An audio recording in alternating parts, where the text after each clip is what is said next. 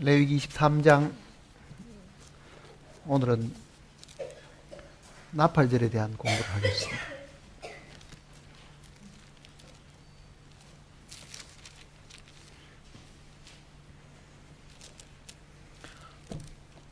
(23장) 23절입니다.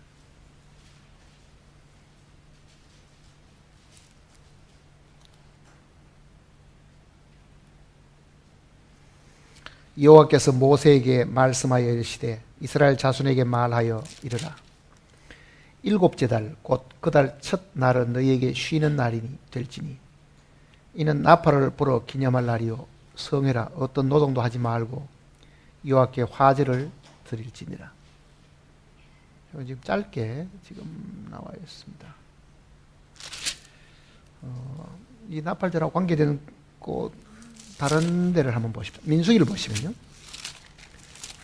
민수기 29장을 보시면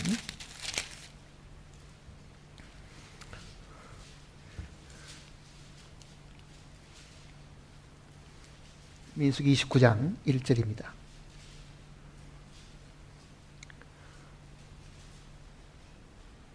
일곱째 달에 이르르는 그 달 초하루에 성회로 모이고 아무 노동도 하지 말라.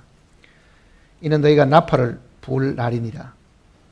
너희는 수송아지 한 마리와 순양 한 마리와 1년 되고 흠없는 수양 7마리를 여호와께 향기로운 번제로 드릴 것이며 그 소제로는 고운 가루에 기름을 섞어서 쓰되 수송아지에는 10분의 3이요 수양에는 10분의 2요 어린 양 7마리에는 어린 양 한 마리마다 10분의 1을 드릴지니라. 거기에 지금 이 개역 개정이 빠뜨린 단어가 하나 있습니다. 여기 10분의 3 하는 것은 뭐에 대한 10분의 3이냐 하면은 그네들의 이 부피를 재는 단위 가운데 에바라는 것이 있습니다. 그러니까 에바의 10분의 1, 그러니까 10분의 1 에바를 이렇게 가루로 이렇게 해서 드리라는 그 에바라는 단어가 빠져 있습니다. 그러니까 수송아지는 10분의 3 에바, 그 다음에 순양에는 10분의 2 에바. 이제 이 부피에 대한 단어가 지금 빠져 있는데 개역 성경 속에는 이게 본래대로 하면 들어 있습니다. 근데 지금 어떻게 해서 빠진지를 지금 저도 잘 모르겠습니다. 그 나머지 부분도 지금 빠져 있고. 그저 막연하게 10분의 2, 10분의 3 하면 뭐에 대한 10분의 3인지 뭐에 대한 10분인지 그걸 잘 모르잖아요. 그러니까 이거는 본래 그게 부피에 대한 단위가 지금 빠져 있다는 걸 여러분 기억을 하셔야 됩니다.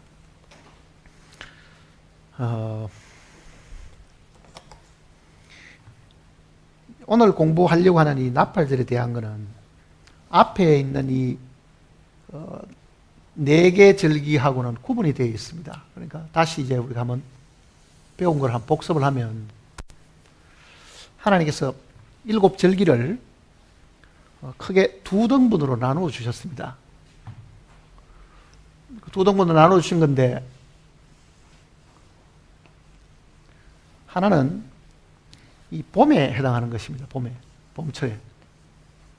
봄철에 해당하는 절기가 있고 가을철에 해당하는 절기가 있습니다. 가을철에. 그러니까 여름은 이 건너뛰었습니다. 그래서 성경 내용 속에도 이런 구절이 있죠. 추수 때가 지나고 여름이 다하였으나 우리는 구원을 얻지 못하는도다 하는 그 말씀이 있습니다. 추수 때가 다 지났다. 그 추수는 이 봄철 추수가 다 끝이 나고 여름이 다 지났는데도 우리는 구원을 얻지 못한다. 에레미야 말씀 속에 그런 말씀이 성경에 있는데요. 이 봄철과 여름철을 나누은 것은 예수님의 이 초림하고 재림을 구분해 준 겁니다. 초림. 예수님이 이 땅에 처음 오셨을 때 그때의 절기는 이 봄철 절기고 앞으로 장래 다시 오실 것은 재림하는 것은 이 가을 절기하고 가을철 이 절기하고 지금 맞물려 있습니다. 그러니까 지난 수요일까지 우리가 공부한 거는 앞에 있는 이 초림에 오셨을 때에 이루어진 그 4개의 절기를 사실 공부했습니다. 그게 이제 첫 번째는 유월절이고 두 번째는 무교절이고 세 번째는 초곡절이고, 그 다음에 네 번째 있는 것이 지난 우리가 공부했던 오순절에 대한 이야기입니다. 오순절에 대한 이야기. 오순절까지를 보시면 이거는 주님이 처음 오셔가지고 오순절의 요 절기까지 완성시킨 내용들이잖아요.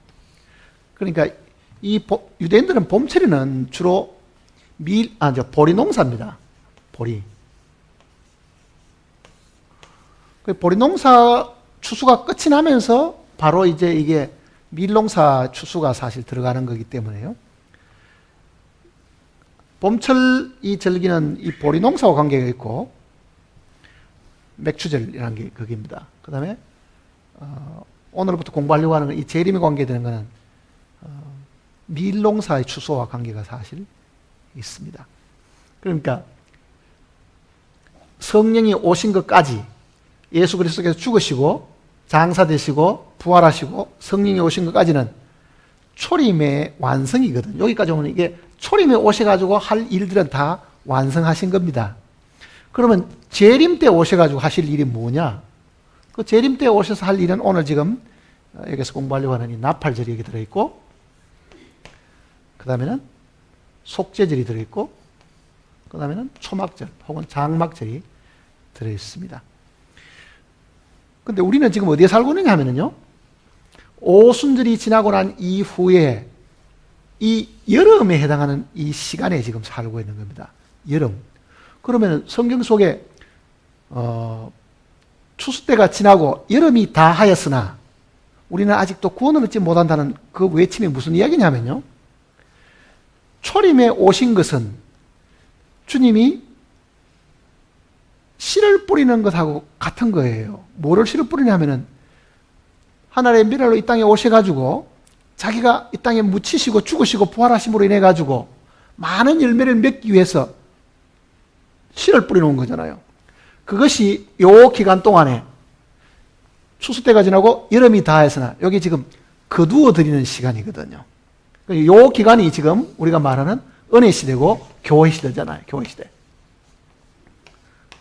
은혜 시대 혹은 교회 시대라고 말하는 것은 어린 양이 뿌려놓은 것을 거두어 드리는 시간이거든요. 예수님이 십자가에 못 박혀 달려 죽으시고 우리에게 새 생명을 주신 그 사실들을 우리가 전해가지고 많은 영혼으로 하여금 거듭나게 하고 죄사함 받게 하는 요 교회 기간은 이미 완성된, 즉 초림을 통해서 완성된 사역을 증거함으로 그거를 믿게 해가지고 한 사람 두 사람씩 전부 다 교회 속에 불러들이는 것이 교회가 하는 일이고, 보라 지금이 구원을 받을 만한 때요, 지금이 은혜 받을 만한 때다. 지금 구원의 날이고 은혜의 날이라는 것은 바로 지금 여름철에 들어있는 요 기간입니다. 여름철에. 예수님 살아계실 때도 예수님이 이렇게 말씀하셨습니다. 눈을 들어 저 덜판을 바라보라. 휘어져 추수할 때가 되었다 그러죠. 그건 주님이 자기가 돌아가시고 난 이후에 거두어드리는 그거를 미리 이야기하신 거라고. 이제는 내가 와서 죽으면은 이제는 어린 양이 뿌려놓은 그 모든 결실을 거두어드리는 시간인데, 유대인들은 뭐라고 말합니까? 제자들은 이렇게 이야기하잖아요. 아직도 우리는 추수할 때가 넉 달이나 남아있다. 그런 성경구이 있죠. 넉 달이 남아있다. 그게 왜 넉 달이 되느냐면은, 자, 6월절이 1월 14일이죠. 1월 14일입니다. 15일. 그리고 요 오순절은 주님이 부활하신 때로부터 50일째니까 달수로 따지면은 이게 1월달이고 1월달 안에 다 이루어지는 것이 여기까지 가잖아요. 부활까지는. 그리고 오순절까지 간다 그래 봐야 2월 한 달하고 3월 초순이라고요. 3월. 그러면 50일 되거든요. 그리고 나팔절은 언제냐? 7월 달이란 말이에요. 여기 몇 달입니까? 사이가 4개월이잖아요. 4개월. 그러니까 유대인들 제자들은 생각할 때 아직도 우리는 넉 달이 남았다. 그러니까 4, 5, 6, 7 이렇게 해가지고 넉 달 남았다고 생각하는 거죠. 그러니까 요 기간, 오순절이 있고 난 이후부터 지금 나팔절이 있는 요 기간이 4개월인데, 이 4개월에 해당하는 것을 성경에는 여름이라고 표현했고, 이 여름은 지금 교회 시대인데 은혜 시대고, 이거는 초림에 와서 주님이 다 이뤄놓으신 그 사실, 구속에 대한 것, 생명에 대한 부활, 이걸 전해서 성령까지도 오셨으니까 믿게 함으로 인해 가지고 모두 다 교회 안에 들어와서 이 안에 살게 해 주신 것이 지금 이 여름 천절기라고요. 그러니까 지금 우리는 여름이 지금 다 가는 무렵에 있는 거죠. 지금도 계속 추수를 하잖아요. 계속 불러드리지요. 계속. 그럼 다 불러드리면 어떻게 되느냐? 추수 때가 끝나고 여름이 다 했는데 이때까지도 구원을 못 받으면 어떻게 되느냐? 그럼 멸망당한다는 뜻입니다. 왜?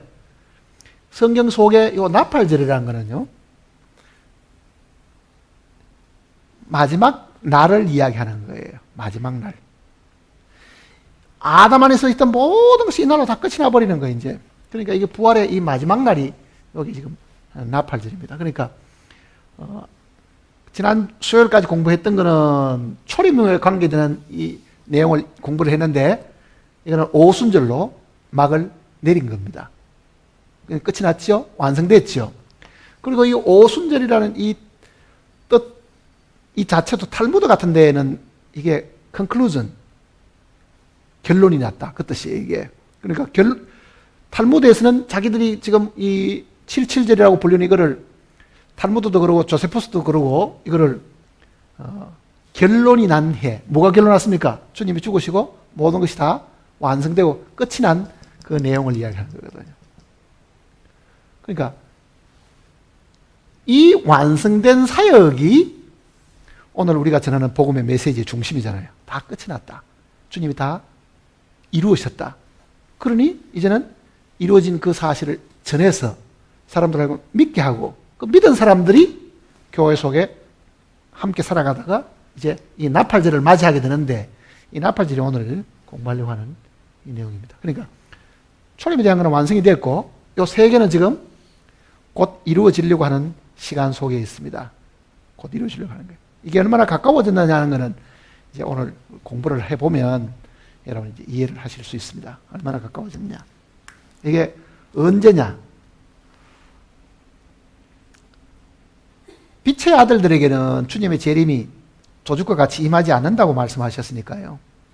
우리는 이 성경이 가르쳐주는 그 계시를 따라가지고 이게 언제쯤이다는 것은 사실 알 수가 있습니다. 그리고 그 때가 성경에도 언제라고 분명히 우리에게 가르쳐 주셨으니까 이거는 지금 알 수가 있다. 그러니까 머릿속에 이 7절기를 이렇게 하나로 이렇게 딱 이렇게 그려놓을 수 있으면 훨씬 더 정확합니다. 이게 양쪽으로 둘이 있다. 하나는 초림이고 하나는 재림이고, 초림까지는 끝이 났고, 그 초림에 완성된 것을 지금 복음을 전해가지고 구원받게 하는데, 이거는 여름철에 해당하는 것이고, 이제는 가을이 오는데, 이 지금 가을은 이게 지금 나팔절은 7월 1일이고 속죄일은 7월 10일이고 초막절은 7월 15일입니다.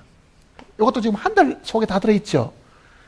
요거 세 개가 한 달 속에 다 들어있는 것처럼요. 이것도 지금 한 달을 다 그냥 이어서 이루어진다는 그 뜻입니다. 그러니까 나팔절과 속죄절과 초막절은 6월절과 무교절과 초곡절이 이어서 연속적으로 완성되어 나가듯이 이것도 이어서 있는 겁니다. 여기만 지금 관계가 이렇게 있는 거죠. 여기만. 교회 시대 여기만 지금 그 2000년이라는 세월이 지금 흘러왔습니다.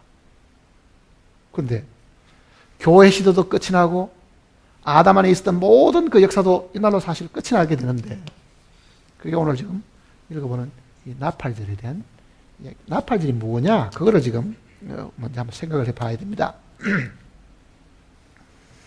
나팔. 왜 그러면 여기는 특별히 여기 짧은 내용 속에 레위기 23년 다시 보세요.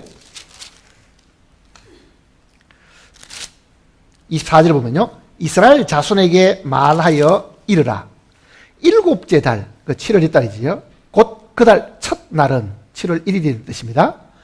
너희에게 쉬는 날이 될지니 이는 나팔을 불어 기념할 날이요. 자, 쉬는데 이 날을 나팔을 불어서 기념을 해라. 그래서 이름이 나팔절이라고 붙은 거예요. 나팔. 아니, 이 날은 쉬는 안식일처럼 쉬는 날인데 그날은 다른 데는 나팔 부는 게 없는데 이 날은 지금 나팔 부는 일들이 나오죠. 나팔 부는 거. 그러면 이제 성경 속에 이 나팔에 관계되는 단어를 다 찾아봐야 이제 의미를 알 수 있겠죠. 어떨 때 나팔을 부르느냐. 유대인들은 하나님께서 어떨 때 나팔을 부르라고 또 명령을 하셨는가. 그리고 나팔이 주는 의미가 뭐냐. 그거를 먼저 생각을 해봐야 됩니다. 민수기를 보십시다. 민수기 10장을 보시면요.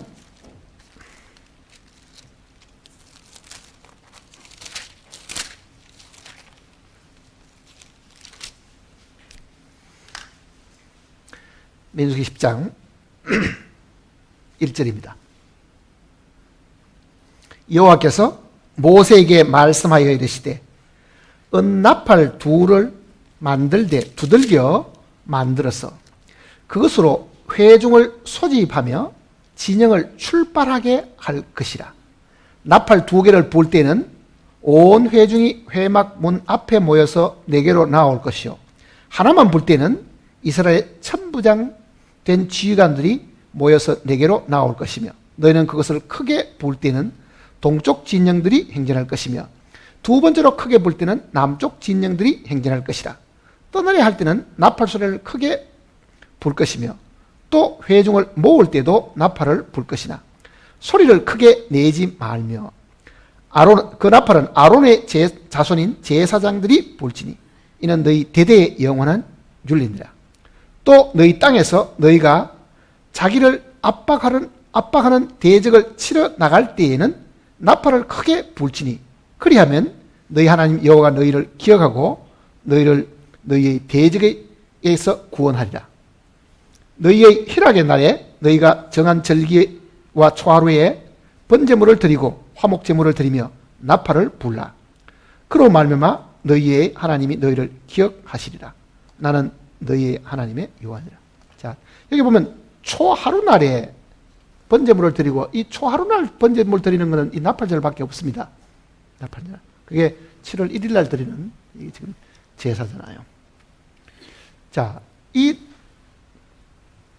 나팔이 지금 여기 내용을 읽어보면 어떤 때 불도록 해놨어요?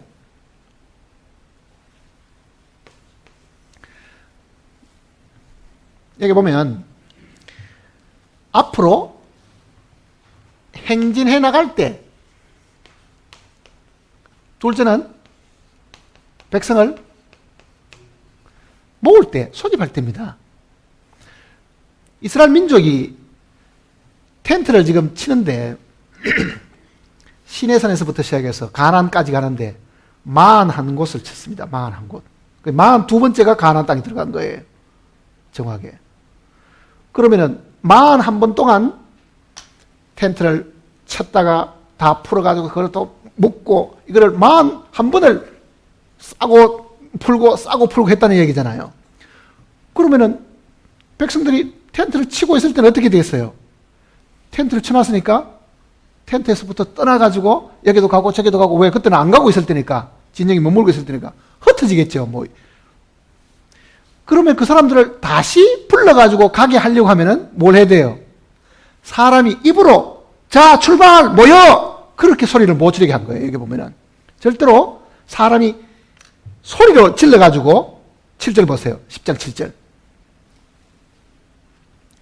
또 회중을 모을 때에도 나팔을 불 것이나 소리를 크게 내지 말며. 그러니까 사람이 야 이제 갈 때가 됐다, 다 이리 와, 다 모여, 이렇게 육성으로 소리를 못 지르게 하고, 소집할 때도 반드시 뭘 하라 그러는 겁니까?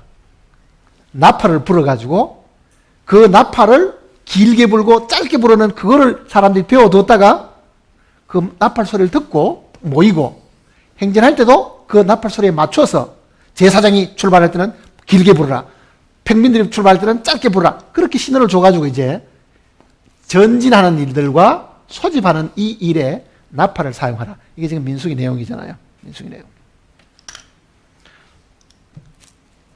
또 보시면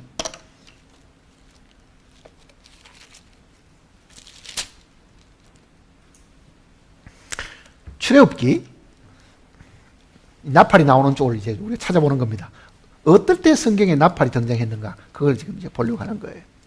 19장입니다. 출애굽기 19장.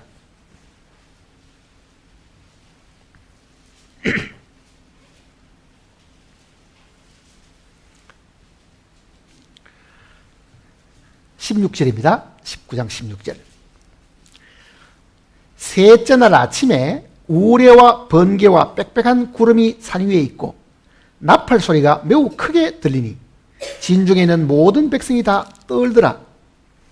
모세가 하나님을 맞으려고 백성을 거느리고 진에서 나오매 그들이 산 기슭에 서 있는데 시내산에 연기가 자고하니 여호와께서 불 가운데서 거기에 강림하십니다. 그 연기가 온기가마 연기같이 떠오르고 온 산이 크게 진동하며 나팔 소리가 점점 커질 때에 모세가 말한즉 하나님이 음성으로 대답하시더라. 여호와께서 시내산 곧 그 산 꼭대기에 강림하시고 모세를 그리로 부르시니 모세가 올라가며. 자, 여기 지금 나팔 소리는요, 사람이 부는 나팔이 아닙니다. 자, 지금 예수님이 이 땅에 오시기 전에 한 1500년 전쯤에 하나님이 시내산에 강림하신 거예요. 시내산에. 시내산에 강림하신 거잖아요. 자, 이 시내산에 강림하시는 그때 그 광경을 기록해 준 것이 출애굽기 19장 이야기라고요. 하나님이 하늘에서 땅으로 내려오신 거죠, 사실은. 굉장히 놀라운 광경입니다, 이 내용은. 성경을 자세히 읽는 사람들은요, 이 창세기 하나님, 출애굽기 하나님, 레위기 하나님이 위치가 다르다는 것을 금방 알 수가 있어요. 창세기에서 하나님이 말씀하실 때는 공중에서 말씀하신 거거든요. 하늘에서 공중에서 소리가 들리잖아요. 출애굽기 내려오면은 그 하나님이 하늘에서 어디까지 내려오셨어요? 산으로 내려오신 거예요. 산에서 모세를 불러오리잖아요. 산으로 올라오라고. 레위기에 가면은 사람들이 성막을 다 완성했죠. 하나님이 그 틀을 만들었죠. 그러니 레위기는 첫 장부터 회막에서 모세를 부르시고 이렇게 되잖아요. 그러면 하나님 위치가 어디 있다는 얘기입니까? 하늘 꼭대기에서 산으로 오시고 산에서 더 산기슭까지 내려오셔가지고 사람이 지은 그 회막까지 오셨다. 그거는 장차 오실 예수님에 대한 예표입니다. 하늘의 하나님이 사람이 만든 이 성막으로 내려오시는 것처럼 예수님이 이 땅에 오셔가지고 교회를 만드시면 그 교회 속에 거하시는 하나님의 그림자를 지금 모습으로 기록해 준 거예요. 그러니까 지금 하나님은 어디 계시냐 물으면 사람들은요, 저 어디 꼭대기에 있다. 그건 답이 틀립니다. 어디 계십니까? 레위기의 하나님이 회막에 계신 하나님인 것처럼요, 그 회막이 성전이잖아요. 지금 주님이 죽으심으로 말미암아 형성되어 있는 하나님의 집이고 그리스도의 몸된 교회잖아요. 거기에 계시는 거예요, 사실은요. 그러면은 출애굽기 19장 내용 속에 이 하나님이 물질적인 산이잖아요, 여기에 발을 디뎠다 그러잖아요. 그러니까 자, 하늘보다 높은 데 계시는 하나님이 시내산에 강림하신 그 모습이죠, 사실은. 그때 어떤 일이 생겼느냐? 여기 보면 어마어마한 일이 생깁니다. 16절 다시 보세요. 셋째 날 아침에 우레와 번개와 빽빽한 구름이 있고 나팔 소리가 매우 크게 들리니. 자, 우리는 가끔 이제 이 사극을 보면 왕의 행차 하면은 앞에 뭐가 갑니까? 미리 왕의 행차다 하고 소리 지르는 사람 있죠? 그 사람들이 부르는 그 나팔이 있다고. 보통은 왕이 나가니 길을 비키라고 이제 모두 다 그 나팔 소리가 엎드리라고 미리 예고하는 거 있잖아요. 자, 하늘의 그 영광스러운 하나님이 이 땅에 내려오시는데 온 천지가 진동을 하고 캄캄하고 흑암이 있고 번개와 뭔가 굉장히 무섭고 두려운 상황 속에 울려 퍼지는 게 뭐가 있어요? 하늘에서부터 나팔이 울려 퍼지는 거죠. 하늘에. 이거 사람이 부는 나팔이 아니었습니다. 뭐를 예고하는 거겠어요? 영광의 하나님이 임하시니까 전부 다 엎드리라 하는 말과도 같은 이야기잖아요. 엎드리라 말과도. 그러니까 나팔이 유대인들 광야에 있을 때는 소집하고 행군할 때 썼지만은 이 나팔이 주는 또 다른 의미는 뭐가 관계가 있어요? 하나님의 임재와 관계가 있다. 그 얘기입니다. 세 번째는 하나님의 임재. 하나님이 임재니까 하나님이 임하시는 거니까 뭐와 관계가 있어요? 재림하고 관계가 있다. 그 이야기입니다. 이 내용이. 나팔은 예수님의 재림과 관계가 있고 전 세계에 흩어져 있는 유대인들을 동시에 모으시고 자기 땅으로 불러 모으시는 그 일과 관계가 있는 거예요. 이거는. 나팔이 주는 의미가 성경에서 크게 세 가지가 있다고 하면은 하나님의 백성들을 자기 고토로 불러 모으시는 것이 있고, 그리고 불러 모아지게 되면 하나님이 그 백성 가운데 다시 임하시게 되는데, 그거를 재림이라고 이야기하면 성경에는 이 나팔이 주는 의미는 재림과 관계가 있다. 그러니까 나팔들은 바로 초림에 오셨던 그 주님이 육신의 몸을 입고 돌아가셨지만은 그는 부활하셔서 다시 하나님으로 돌아가셨잖아요. 육신을 벗고. 그리고 그분이 부활의 그 몸을 입고 이 땅에 다시 오시는 재림의 신호가 바로 뭡니까? 나팔을 분다. 나팔을 분다. 자, 이거를 신약도 이거를 상세하게 설명을 해주었습니다. 데살로니가전서 4장을 보세요. 데살로니가전서 4장.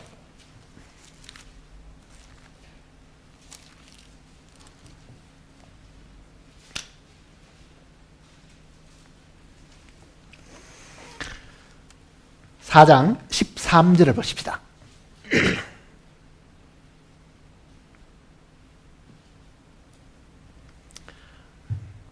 형제들아, 자는 자들에 관하여는 너희가 알지 못함을 우리가 원하지 아니하노니 이는 소망 없는 다른 이와 같이 슬퍼하지 않게 하려 함이라.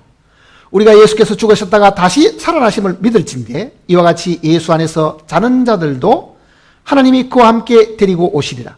우리가 주의 말씀으로 너희에게 이것을 말하노니 주께서 강림하실 때까지, 즉 재림하실 때까지 말입니다.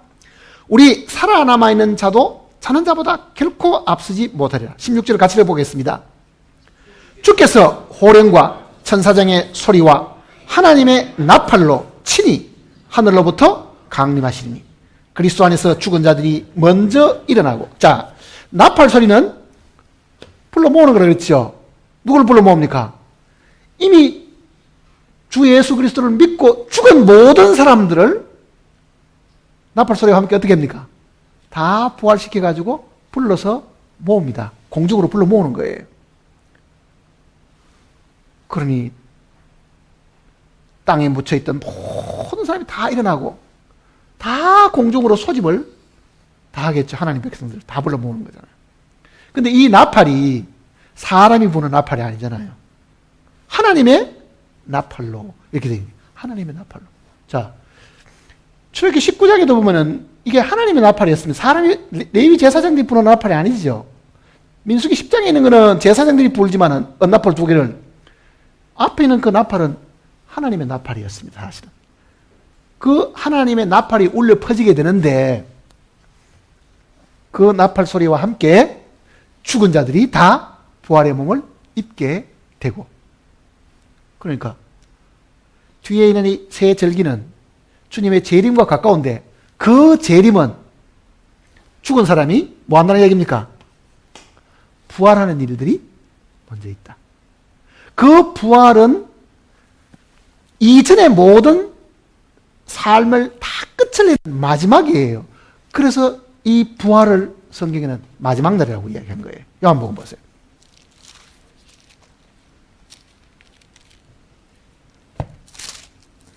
11장을 보시면요.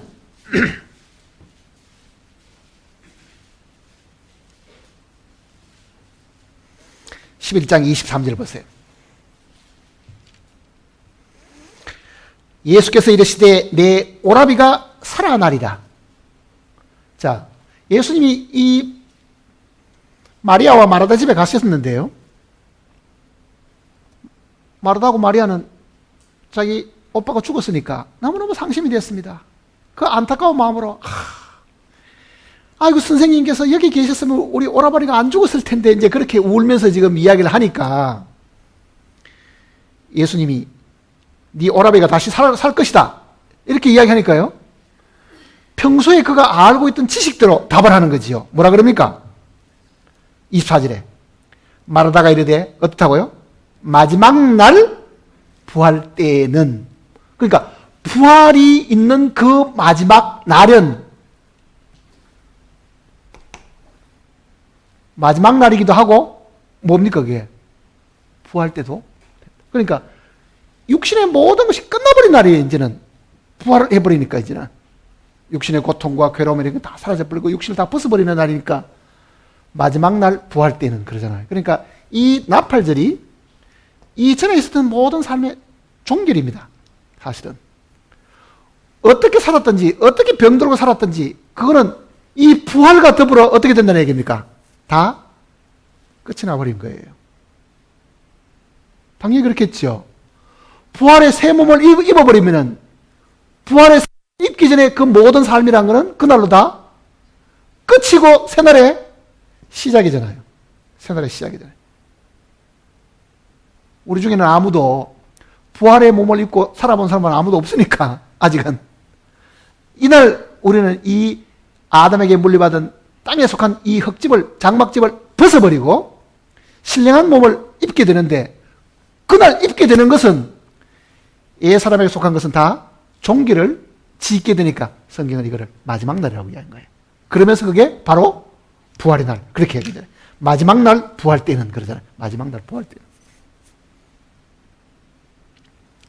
그러니 혹시 육신적으로 괴롭고 병들고 슬프고 고생스럽고 아프고 한 것은 부활의 아침과 더불어 다 종말을 구하게 됩니다. 그때까지만 기다리시면 됩니다. 이제.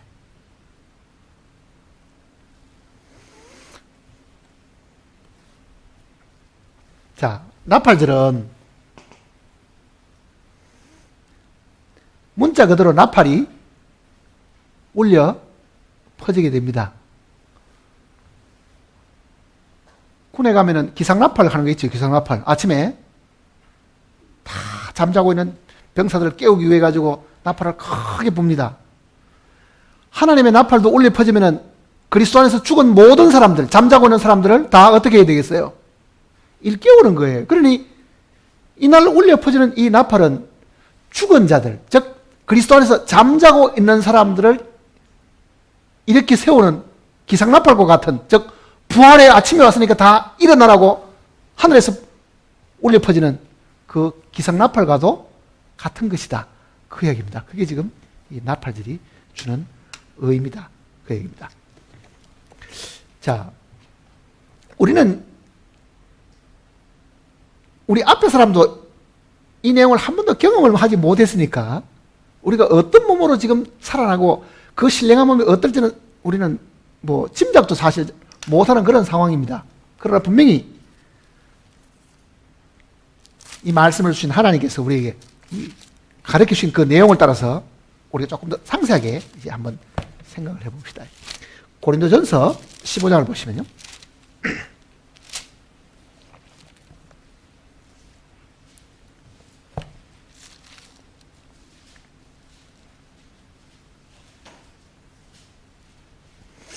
(50절입니다) 고린도전서 15장 50절. 형제들아, 내가 이것을 말하노니 혈과 육은 하나님 나라를 이어받을 수 없고 상속을 받을 수 없고, 그 말입니다. 그러니 아담에게서 물려받은 이 혈과 육, 지금 이 육신을 가지고는 영원하신 그 하나님의 나라를 이거는 이어받을 수가 없다. 왜? 그거는 영원한 것이고 이거는 일시적이기 때문에 이 일시적인 이 육체를 가지고 영원한 그 하나님 나라를 이어받을 수가 없다. 그러면 그 영원한 나라를 이어받으려고 하면 우리 몸도 영원한 몸이 돼야 된다. 그 내용을 지금 설명하는 거예요. 그 영원한 몸이 되는 게 뭐냐? 그게 부활하는 겁니다. 신령한 몸으로 살아나는 거잖아요. 자, 다시 보세요. 형제들아 내가 이것을 말하노니 혈과 육은 하나님 나라를 이어받을 수 없고 또한 썩는 것은 썩지 아니하는 것을 유업으로 받지 못한다. 자, 이 몸은 썩는 몸이지요. 하나님의 나라는 쇠하거나 썩어 없어지는 게 아니지요. 그렇다고 하면은 이 썩어 없어지는 이 몸을 가지고 썩지 않은 그 영원한 것을 어떻게 이어받을 수 있겠느냐? 이렇게 지금 반문하듯이 이야기하는 이야기입니다. 그래서 어떤 결과가 생기느냐? 51절 같이 읽어볼까요? 51절과 2절. 보라, 내가 너희에게 비밀을 말하노니 우리가 다 잠잘 것이 아니요 마지막 나팔에 순식간에 호련히 다 변하리니 나팔 소리가 나매 죽은 자들이 썩지 않을 것으로 다시 살아나고 우리도 변하리라. 자, 하나님의 나팔이 울려 퍼지게 되면 모든 그리스도 안에서 잠자는 사람들이 다 일어나는 것뿐만 아니라 그 일어날 때는 부활의 몸을 입게 된다. 그 얘기잖아요. 그리고 그때까지 만일 안 죽고 살아남아 있는 사람이면 이 혈과 육에 속한 몸이 신령한 몸으로 순간적으로 바뀌게 된다. 그 내용을 지금 이야기하는 거예요. 그러니 나팔이 주는 이 의미가 굉장히 크지요. 데살로니가전서 4장이나 이 고린도전서 15장 이 내용에 그 나팔의 비밀을 상세하게 설명해 주잖아요. 그리고 그 나팔이 사람이 부는 나팔이 아니고 하나님의 나팔이다. 하나님의 나팔이다. 자, 그리스도인이 가지고 있는 제일 큰 소망이 뭡니까? 부활입니다. 그거는요. 부활의 소망이잖아요. 이 썩는 육신을 가진 사람이 썩지 않을 신령한 몸을 가지는 그 날이 분명히 있고 그런 일들이 분명히 있음으로 인해 가지고 성경이 그 내용을 우리에게 상세하게 가르쳐 줬는데 이걸 그저 추상적으로 우리 상상에 맡겨 가지고 부활이 있다 그러니 아마 있겠지 그렇게 되는 게 사실 아닙니다. 이는 순식간에 여기도 분명히 호련히 그러잖아요. 호련히 다 변하리니.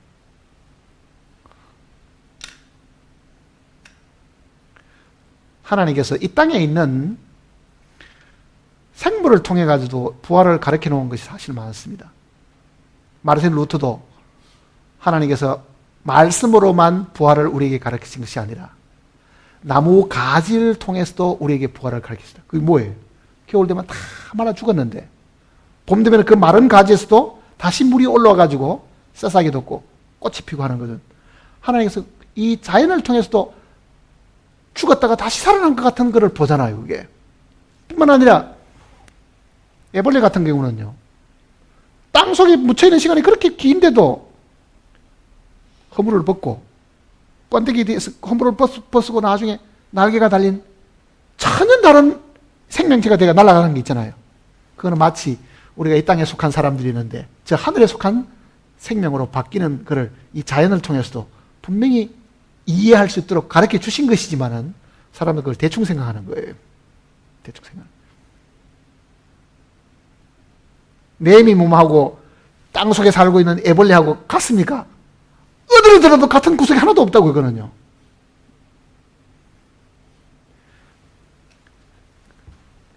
그런데도 분명히 그게 그 매미는 그 애벌레에서 나온 거거든. 그러니 이 썩을 육신 속에 주님께서 신령한 몸을 다시 우리에게 입혀주시는 것은 하나님의 그 능력으로 분명히 가능하다는 것을 지금 이야기합니다. 그것도 호련히 변하리니 그것도 나팔 소리가 나면 나팔 소리에 순식간에 호련히 변한다 그러잖아요. 다시 51절과 51절 한번 읽어봅시다. 보라, 내가 너희에게 비밀을 말하노니 우리가 다 잠잘 것이 아니요 마지막 나팔에 순식간에 호련히 다 변하리니 나팔 소리가 나매 죽은 자들이 썩지 않을 것으로 다시 살아나고 우리도 변하리라. 이 썩을 것이 반드시 썩지 않을 것을 입겠고 이 죽을 것이 죽지 아니함을 입을. 자, 이것보다 더 우리의 위로하는 말씀이 어디 있습니까? 이런 성경 구절을 읽으면 이게 떨리기도 하고 감격스럽기도 하고 정말 그때가 되면 정말 우리가 그 신령한 몸을 입었을 때 하늘의 천사들처럼 영원히 죽는 죽음이 없다 그랬으니까 그 영원한 삶을 우리에게 주시기 위해서 초림에서 죽으시고 부활하신 그 주님이 내가 죽을 그 죽음을 대신 죽으셨고 아담이 먹지 못했던 그 새 생명을 오늘 우리에게 나누어 주셔가지고 우리로 하여금 영원히 살 수 있는 길을 허락해 주신 것이다. 그러니까 이 일곱 절기의 이 내용은 굉장히 큰 비밀들이 이 속에 다 들어있습니다. 사실은요. 다 들어있는 거예요. 자, 절기는 첫 번째 적용은 예수님께 하는 것이고요. 두 번째 적용은 교회에게 적용하는 겁니다. 예수님이 죽으시고 장사되고 부활하시고 성령을 보내주신 것이고 예수님이 재림하시는 것이고 예수님 앞에 회개하는 거고 그리고 예수님이 양의 목자가 되셔가지고 이 땅에 초장을 치듯이 다 편안하게 쉬게 해주시는 것이 있다고 하면은 이것이 우리들에게는 이게 어떤 내용이냐.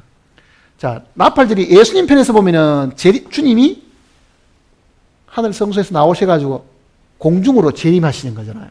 자, 재림은 두 번이 있습니다. 두 번. 한 번은 공중 재림이 있고 한 번은 그 다음은 지상 재림이 있는 거예요. 지상 재림. 그러니까 이거를 성경을 잘 구분해서 이제 읽어야 됩니다. 왜 그러면은 땅으로 오시기 전에 공중에 먼저 불러들이시는가? 이 땅의 모든 그리스도인들은요, 땅에 속한 사람들이 아니고 하늘에 속한 사람들이잖아요. 그러니 땅에 묻혀있는 사람이라도 그네들의 본적은 어디입니까? 하늘이니까 공주로 불러가시는 거예요. 그거를 성경에는 곳간에 드리고 이렇게 표현한 거죠. 알곡은 하늘 곳간에 드리고. 그러니까 마태복음 3장 같은 데 보면은 알곡은 곳간에 드리고 쭉정이는 끄지 않는 불에 태우시라 그러지요. 곳간에 드리는 것이 먼저입니다. 태우는 것은 그 다음이에요. 그러니 주님이 이 땅에 오셔가지고 곳간으로 불러드리는 이 공중으로 우리를 끌어올리는 이 일이 공중인데 이거를 공중 곳간이라고 이야기하는 거예요. 공중 곳간에 불러들이시고 그 다음에 이 땅에는요 하늘에서 내리는 불의 심판이 있죠. 그때 세상은 물의 넘침으로 멸망하였을 때, 그러니까 과거에는 하나님이 물로 심판하셨지만은 이제 땅과 하늘은 동일한 말씀으로 불살하기 위하여 간수하신 바 되어 그러잖아요. 불살하려고 그러니까 이 7년 대환란이 있는 거죠. 이 환란 기간 동안에 많은 사람이 죽습니다. 3분의 1이 죽고 4분의 1이 죽으면 자그마치 지구 인구의 2분의 1이 죽어버리고 그 전에 또 휴가 당하는 사람이 있고, 그러니 이 멸망을 당하는 이 세상, 여기서 거의 두 사람 중에 한 사람 죽잖아요. 2분의 1 죽으면은. 주님 이 지상 재림 전에 벌써. 그러니까 공중으로 먼저 불러 올리신 거는 이 땅에 재앙을 당하지 않게 피신시키는 거고, 곳간에 불러들여놓은 거지, 곳간에. 그러니까 지금 이 재림은 공중재림입니다. 공중재림. 그리고 공중으로 주님이 오시고, 그리고 땅에 있는 모든 사람들도 공중으로 데려가시는데, 이거는 하나님 보시기에 우리는 생명을 얻었으니까 우리는 알곡이기 때문에 알곡은 곳간에 드리고, 이렇게 표현해요. 곳간에 드리고. 쭉정이는 이제 불 가운데 집어넣어야 되겠죠. 그러니까 이 7년 대환란의 이 심판 속에 그치게 만들고, 그리고 주님과 더불어 이 땅에 재림하는 일들이 있습니다. 그러니까 요 부분, 공중으로 휴거되고 난 이후에, 공중 들림 있고 난 이후에 이 땅에 극심한 대환란이 있는데, 이 환란은 창세 이후로, 이런 환란은 전에도 없었고 후에도 없어요. 마지막 대환란이 오죠. 이 대환란 기간 동안에 육신적인 그 유대인들이, 지금도 메시아를 부정하고 있는 많은 유대인들이, 우리가 죽였던 나사렛 예수가 정말 메시아였구나, 그거를 깨닫고 뉘우치는, 속죄하는 기간이 옵니다. 그러니까 이거는 유대인의 대속죄일이에요. 대속죄일. 그리고 휴거된 성도들과 함께 이 땅에 다시 오셔서 이 땅에 그분의 왕국을 건설하는데, 유대인들은 유목민족들이잖아요. 유목민족이라는 것은 한 곳에 사는 것이 아니고 풀이 있고 물이 있는 곳으로 대거 이동한다고 계속. 그거는 현재 유대인의 삶하고도 비슷합니다. 나라 없이 전 세계 이산대가 있으면서 이 나라에 박해 있으면 저 나라에 가서 살고 저 나라에 박해 이 나라 계속 나라 없이 돌아다니는 이 유대인들이 그네들의 진짜 목자가 다시 이 땅에 오셔가지고 그네들을 더 이상 이산하지 않고 유랑하지 않고 한 곳에 모아서 한 목자에게 인도를 받고 그 목자가 공급한 것을 누리고 사는 그 기간이 유대인들에게는 그네들의 메시아를 맞이하는 기간이죠. 그래서 이거를 천년왕국을 유대인의 메시아 왕국 이렇게도 표현하는 거예요. 유대인의 메시아 왕국. 그러니까 이거는 지금 앞으로 공부할 이 초막절과 관계가 있고 또 7년 대환란은 이 속죄절과 관계가 있습니다. 근데 오늘 지금 읽었던 레위 23장 23절 이후에 있는 이야기는 주님의 재림이 공중에 있는데 그 공중에 주님이 재림하시게 되면 땅에 있는 모든 성도들을 나팔을 불러서 다 이렇게 세워가지고 공중으로 불러들이신 그 신호가 나팔이다. 그러잖아요. 자, 그러면 보세요. 이 재림은 구원을 지죠. 구원받은 사람을 불러가는 거잖아요. 구원받은 사람을. 그러니 나팔이 울려 퍼지기 전까지는 최소한 자기 속에는 뭐가 있어야 됩니까? 생명이 있어야 되는 거예요. 주님의 생명이 있어야 될 거 아니에요.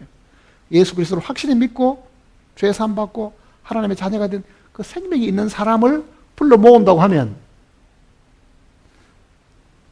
적어도 나팔들이 울려 퍼지기 전까지, 즉 요 여름 기간 동안 먼저 초림에 오셔서 예수 그리스도께서 즉 어린 양이 이루어 놓으신 그 사실들을 이제는 우리는 추수꾼들이 되어가지고 뭐 하는 겁니까?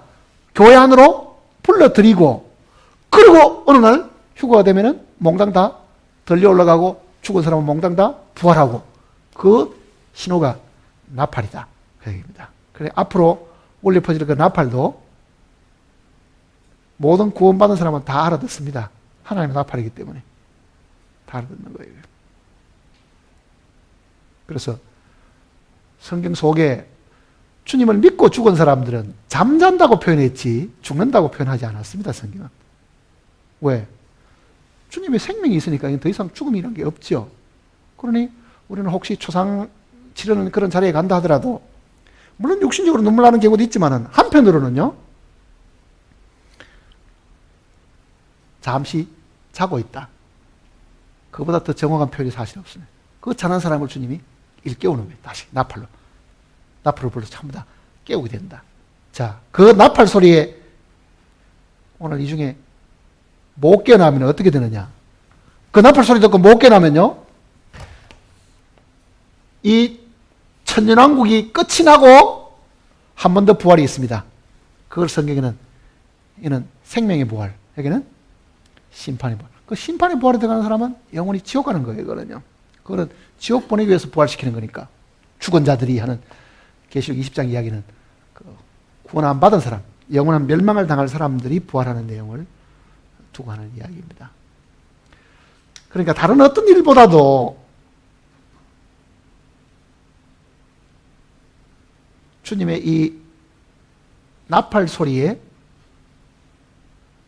내가 깨어가지고 그 공중 들림에 동참할 수 있다는 이 확신을 사실 가지고 있어야 된다는 거잖아요.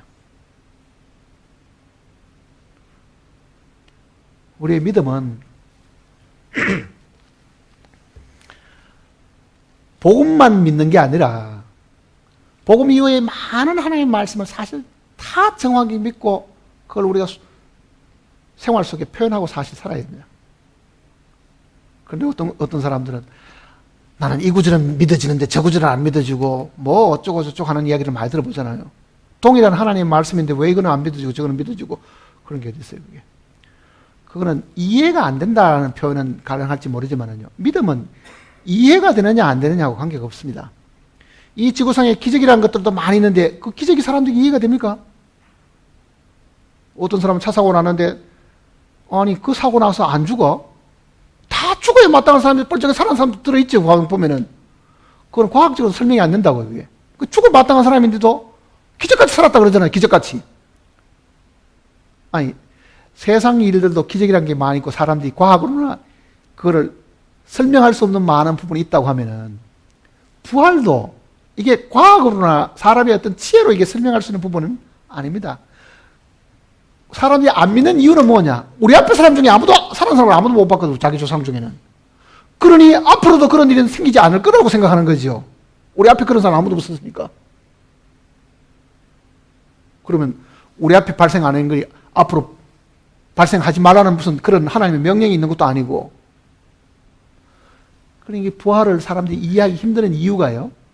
우리 전에도 뭐 수시로 그런 일이 계속 있었으면 나도 부활하겠구나 이렇게 생각하겠지만은 우리 중에 우리 앞에 아무도 부활한 사람 아무도 없으니까 상상도 못하고 그걸 믿으려고 생각하지도 않는 거지요, 사실은.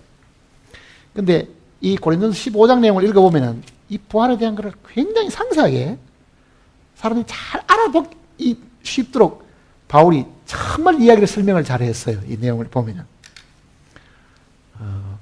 이 내용은 전에 제가 한번 초신자들 위해서 한번 성경 가르친 내용 속에 부활에 대한 이야기를 한번 공부한 적이 있습니다. 그 내용을 한번 여러분이 자세히 한번 다시 한번 들으시길 바랍니다. 자, 마음속에 나팔절은 나와 관계가 있다. 살아있는 나하고도 관계가 있고 죽은 나하고도 관계가 있겠죠. 왜? 죽은 사람은 신령한 몸으로 다시 살고 나팔이 울려 퍼질까지 안 죽고 있었으면 호련히 순식간에 그 나팔 소리와 함께 이 몸이 신령한 몸으로 바뀐다. 그 얘기죠. 바뀐다. 그래서 예수님도 나를 믿는 자는 죽어도 살겠고 무릇 살아서 나를 믿는 자는 즉 이 나팔이 울려 퍼지는 주님의 재림 때까지 살아있게 되면 영원히 죽지 않는다. 이렇게 말씀하신 거예요.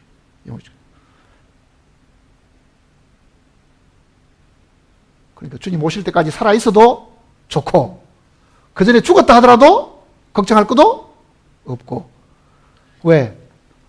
주님이 예정해 주신 이 나팔절이 매일 하루씩 우리 앞으로 지금 다가오고 있습니다. 그럼 사람이 물어봅니다. 이게 언제쯤 있겠습니까? 그렇게 물어보면. 지금 우리나라 달력으로 보면 이게 지금 정월 7월 하는 거는 유대 원력 따지고 지금 그레고리 원력 우리가 지금 쓰고 있는 태양력으로 따지면은 나팔절은 9월 말 어떤 경우는 10월 초 이렇게 됩니다. 9월 말. 오순절 같은 경우는 5월 말 6월 초쯤이 되니까요. 그러니까 휴거가 있다고 하면 가을에 발생할 것이다. 그게 지금 우리가 믿고 있는 내용이죠. 왜 그러냐면요. 앞에 있는 이 절기가 유대인들 달력 속에 그대로 일어난 거예요. 유대인 달력 속에. 그러면 뒤에 있는 것도 반드시 그렇게 될 가능성이 있다는 것은 알 수 있죠. 유대인의 달력의 그날이 나팔절이었다. 그 얘기잖아요. 자, 유대인들은 이 나팔절이라고 부르지 않습니다. 유대인들은 이거를 뭐라고 부르냐면은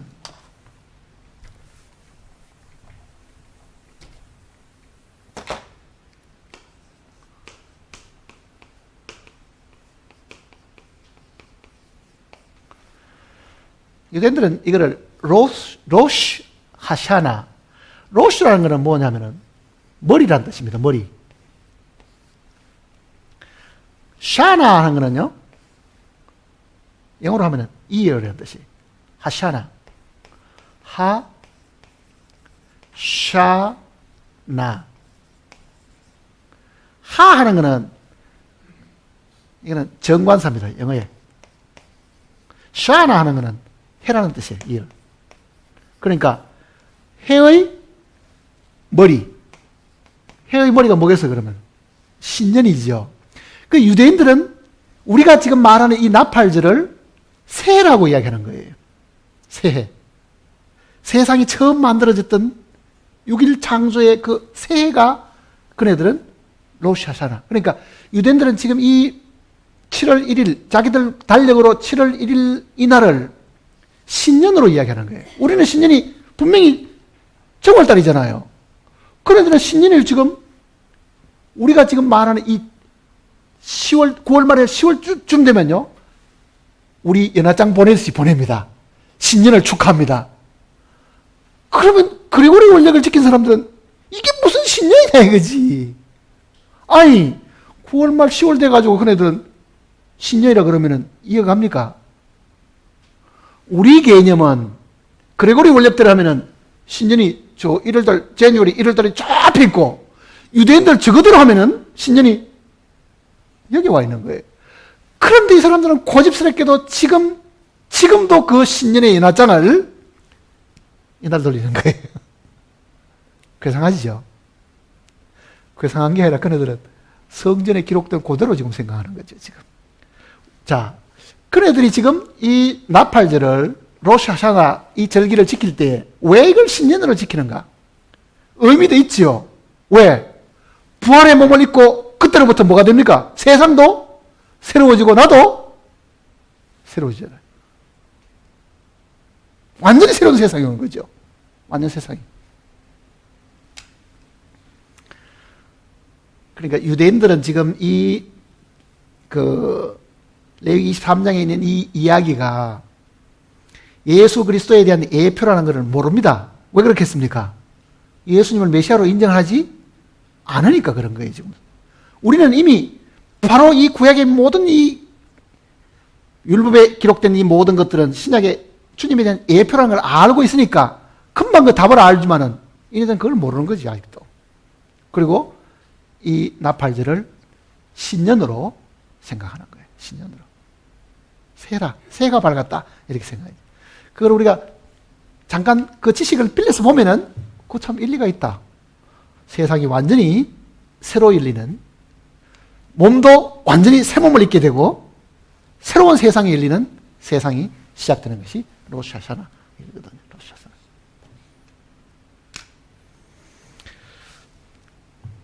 구원받은 모든 그리스도인들이 이 나팔절보다 더 큰 소망이 사실 없습니다. 우리에게 제일 큰 소망이 바로 이 소망이잖아요. 오늘 여러 가지 어려움이 있고 문제가 있고 육신의 고통이 있고 괴로움이 있고 병이 있고 죽음이 있다 하더라도 이 아담에게 물려받은 이 몸은 죽을 수밖에 없고 병들 수밖에 없고 썩을 수밖에 없는 몸이지만은 주님의 그 능력과 부활의 그 생명으로 사망을 집어삼키고 이제는 사망도 패해버리고 영원히 죽지 않는 생명을 주시기 위해서 이 땅에 오신 주님이 그걸 이루셨기 때문에 우리는 주님 안에서 이제는 영원한 죽음이 없는 세세토록 살아서 주님을 섬기고 그것도 병들고 죽는 몸이 아니라 신령한 몸을 가지고 살 수 있다. 그거를 성경이 가르쳐 주셨다는 것을 참으로 우리가 마음속에 이 산 소망으로 가지고 살아야 될 겁니다. 기도하십시다.